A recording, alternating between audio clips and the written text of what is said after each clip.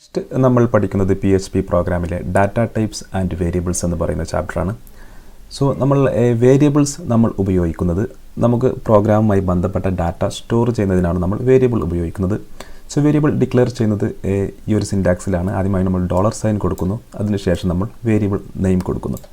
So ഇനി data types എന്നതുകൊണ്ട് ഉദ്ദേശിക്കുന്നത് ഏതൊക്കെ തരത്തിലുള്ള ഡാറ്റയാണ് നമ്മൾ സ്റ്റോർ ചെയ്യുന്നത് എന്നാണ്. സോ നമുക്ക് PHPയിൽ നമുക്ക് സ്ട്രിംഗ് എന്ന് പറയുന്ന ഡാറ്റ ടൈപ്പ് ഉണ്ട്. അതിൽ നമുക്ക് ടെക്സ്റ്റ് സ്റ്റോർ ചെയ്യാൻ സാധിക്കും. അതുപോലെ ഇൻറ്റിജർ ഉപയോഗിച്ച് നമുക്ക് നമ്പർ സ്റ്റോർ ചെയ്യാൻ സാധിക്കും. അതുപോലെ ഫ്ലോട്ട് അല്ലെങ്കിൽ ഡബിൾ ടൈപ്പ് ഉപയോഗിച്ച് നമുക്ക് ഡെസിമൽ നമ്പേഴ്സ്, പോയിൻ്റുള്ള നമ്പേഴ്സ് സ്റ്റോർ ചെയ്യാൻ സാധിക്കും. അതുപോലെ ബൂളിയൻ ടൈപ്പ് ഉപയോഗിച്ച് നമുക്ക് true or false value store ചെയ്യാൻ സാധിക്കും.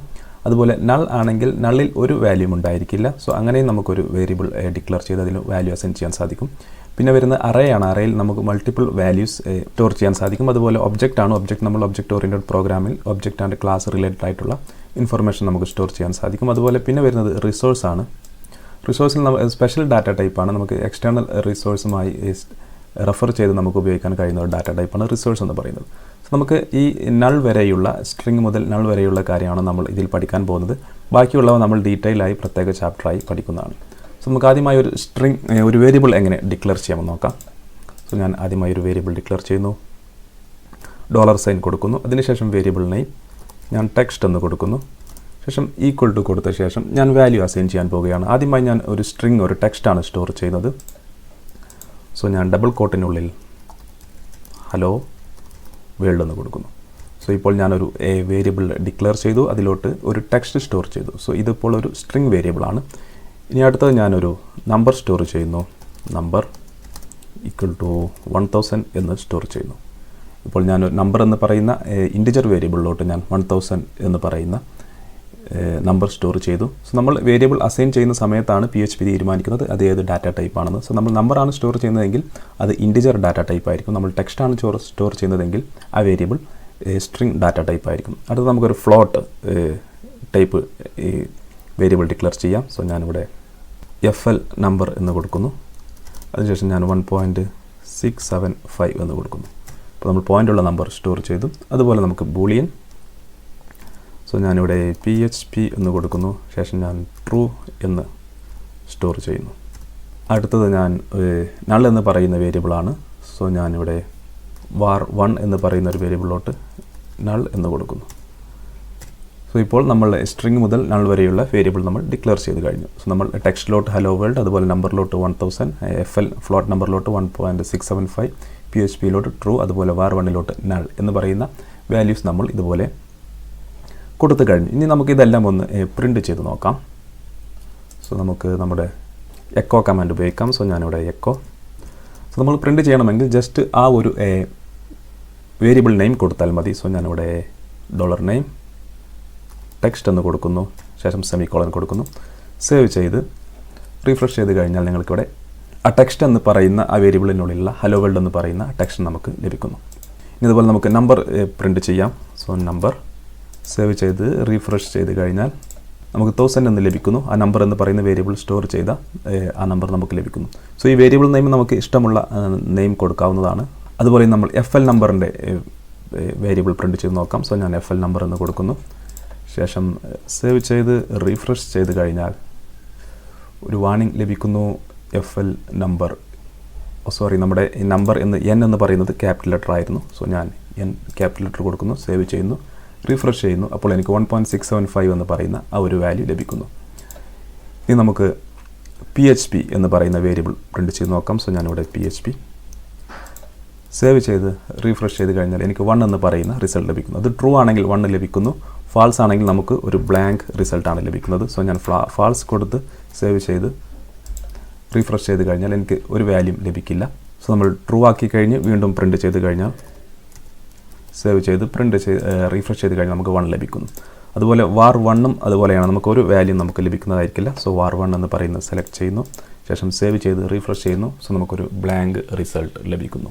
സോ ഇത്തരത്തിൽ നമുക്ക് വേരിയബിൾ ഡിക്ലെയർ ചെയ്ത് അതിലോട്ട് വാല്യൂ അസൈൻ ചെയ്യാൻ സാധിക്കുന്നതാണ്.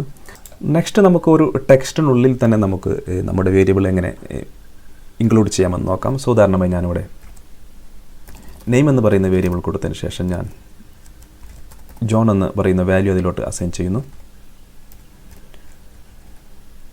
അതുപോലെ ഏജ് എന്ന് പറയുന്ന ഒരു വേരിയബിൾ കൊടുത്ത് അതിലേക്ക് ഞാൻ 60 എന്ന് പറയുന്ന ഒരു വാല്യൂ അസൈൻ ചെയ്യുന്നു.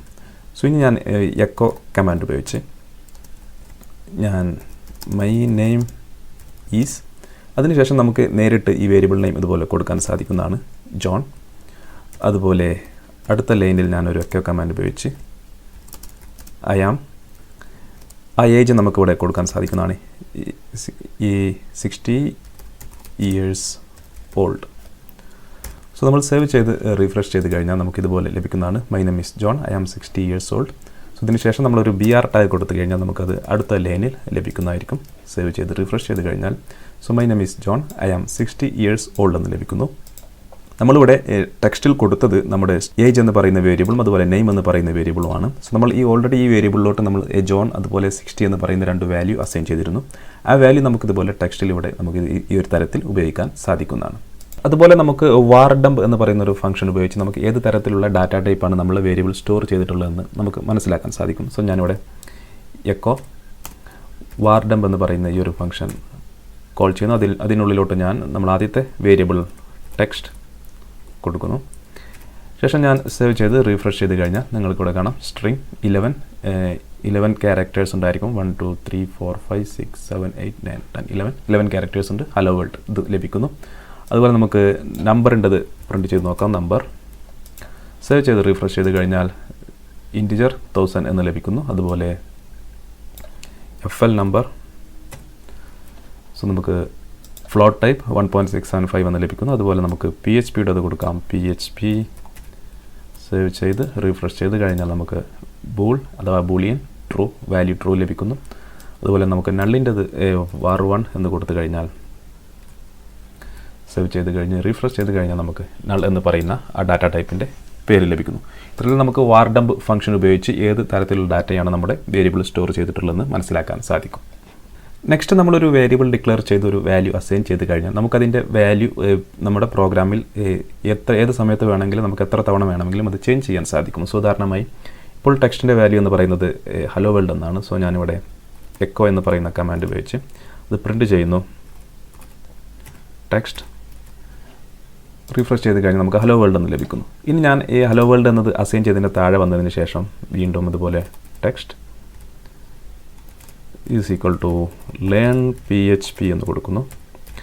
ശേഷം സേവ് ചെയ്ത് നമ്മൾ റീഫ്രഷ് ചെയ്ത് കഴിഞ്ഞാൽ നമുക്കിപ്പോൾ ലേൺ PHP എന്ന് പറയുന്ന ഒരു ടെക്സ്റ്റ് ആയിരിക്കും ലഭിക്കുക. കാരണം നമ്മൾ ആദ്യം ഇതിൽ കൊടുത്തത് ഹലോ വേൾഡ് എന്നായിരുന്നു. അതിനുശേഷം നമ്മൾ ലേൺ PHP എന്ന് പറയുന്ന വാല്യൂ അതിലോട്ട് അസൈൻ ചെയ്തു. സോ ഞാനിവിടെ എക്കോ കമാൻഡ് ഇവിടെ നിന്ന് കോപ്പി ചെയ്ത് ഇവിടെ പേസ്റ്റ് ചെയ്ത് നമ്മൾ ഇത് റീഫ്രഷ് ചെയ്യുകയാണെങ്കിൽ സോ ആദ്യം നമുക്ക് ഹലോ വേൾഡ് എന്ന് ലഭിക്കുന്നു. അതിനുശേഷം നമുക്ക് ലേൺ PHP എന്ന് ലഭിക്കുന്നു. സോ നമുക്കിവിടെ ഒരു BR ടാഗ് കൊടുക്കാം. സോ എക്കോ BR സേവ് ചെയ്ത് റീഫ്രഷ് ചെയ്താൽ നമുക്ക് ആദ്യം ഹലോ വേൾഡ് എന്ന് ലഭിക്കുന്നു. അതിനുശേഷം നമ്മൾ അത് സെയിം എക്കോ നമ്മൾ പ്രിൻറ്റ് ചെയ്തപ്പോൾ നമുക്ക് ലേൺ PHP എന്ന് ലഭിക്കുന്നു. സോ അതിനുശേഷം നമ്മൾ ലേൺ PHP എന്ന് പറയുന്ന വാല്യൂ ഇതിലോട്ട് അസൈൻ ചെയ്തു. ഇതാണ് നമ്മൾ വേരിയബിൾ എന്നതുകൊണ്ട് ഉദ്ദേശിക്കുന്നത്. ഇനി നമുക്ക് കോൺസ്റ്റൻറ്റ് എന്ന് പറയുന്ന ഒരു സംഭവമുണ്ട്. കോൺസ്റ്റൻറ്റിൽ നമുക്ക് വാല്യൂ ഒരിക്കൽ അസൈൻ ചെയ്ത് കഴിഞ്ഞാൽ അത് ചേഞ്ച് ചെയ്യാൻ സാധിക്കില്ല. സോ അതെങ്ങനെ നമുക്ക് ഡിക്ലെയർ ചെയ്യാമെന്ന് നോക്കാം. സോ നമ്മളിവിടെ ഡിഫൈൻ എന്ന് കൊടുക്കുന്നു. ഡിഫൈൻ എന്ന് കൊടുത്ത ശേഷം നമ്മൾ ബ്രാക്കറ്റ് ഓപ്പൺ ചെയ്യുന്നു. ആദ്യമായി നമ്മൾ കോൺസ്റ്റൻറ്റ് നെയിം കൊടുക്കുന്നു. കോൺസ്റ്റൻറ്റ് നെയിം ഞാൻ ഉദാഹരണമായി പൈ എന്ന് കൊടുക്കുന്നു. ശേഷം കോമ കൊടുത്ത ശേഷം അതിൻ്റെ വാല്യൂ കൊടുക്കുന്നു. നമുക്കറിയാം പൈൻ്റെ വാല്യൂ 3.14. ശേഷം നമ്മൾ എക്കോ പൈ ഇതുപോലെ നമ്മൾ റീഫ്രഷ് ചെയ്ത് കഴിഞ്ഞാൽ നമുക്ക് 3.14 എന്ന് ലഭിക്കുന്നു. സോ ഈ ഒരു പൈയുടെ ഇങ്ങനെ നമ്മൾ കൊടുത്തു കഴിഞ്ഞാൽ നമുക്ക് ഈ പൈയുടെ വാല്യൂ ഒരിക്കലും നമുക്ക് ചേഞ്ച് ചെയ്യാൻ സാധിക്കില്ല. സോ ഇതിനെ നമ്മൾ കോൺസ്റ്റൻറ്റ് എന്ന് വിളിക്കുന്നു. സോ ഇത് നമ്മൾ കൊടുക്കുന്നത് ഡിഫൈൻ എന്ന് പറയുന്ന ഈ ഫംഗ്ഷൻ ഉപയോഗിച്ചാണ്. അതിനുള്ളിൽ നമ്മൾ ആദ്യമായി കോൺസ്റ്റൻറ്റ് നെയിം കൊടുക്കുന്നു. അതിനുശേഷം നമ്മൾ കോൺസ്റ്റൻറ്റ് വാല്യൂ കൊടുക്കുന്നു. സോ ഇങ്ങനെ കൊടുത്തു കഴിഞ്ഞാൽ നമ്മൾ ഈ ഒരു ഇതിനെ കോൺസ്റ്റൻറ്റിൻ്റെ വാല്യൂ നമുക്ക് ഒരിക്കലും ചേഞ്ച് ചെയ്യാൻ സാധിക്കില്ല.